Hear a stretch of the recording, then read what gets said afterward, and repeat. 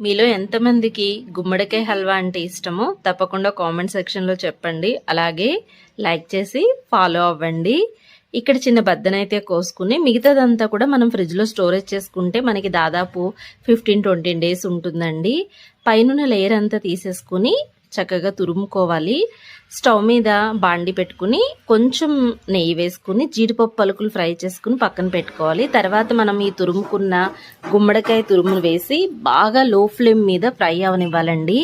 మనకి ఎంత బాగా గుమ్మడికాయ తురుము ఫ్రై అవుతే అంత టేస్ట్ అన్నది ఉంటుంది. హల్వా అంతా కూడా మనం చేసే విధానంలోనే టేస్ట్ అన్నది వస్తుంది.